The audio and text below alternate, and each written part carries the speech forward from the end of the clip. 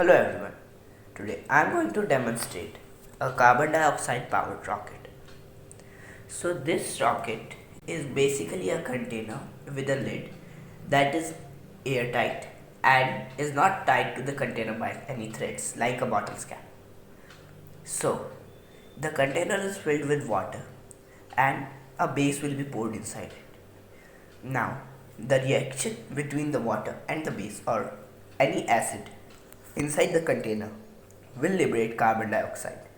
Now that carbon dioxide will build up inside the container, and as the lid will be closed during the reaction, it will form intense pressure inside the container.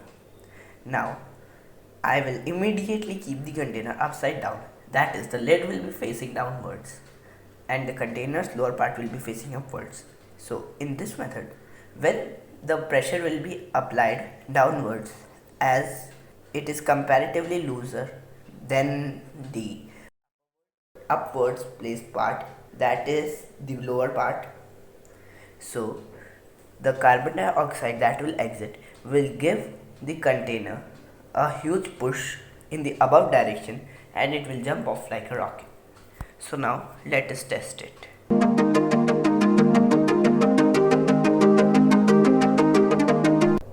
Okay, so now I am gonna first pour the base. Here I am using Eno inside the lid of the container and then immediately place it on the container and immediately flip the container upside down. Now let us test it.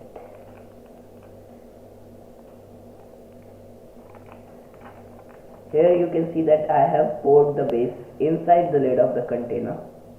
Now I am gonna put the lid on the container and immediately flip it upside down. I am emptying some of the water to make my job easier.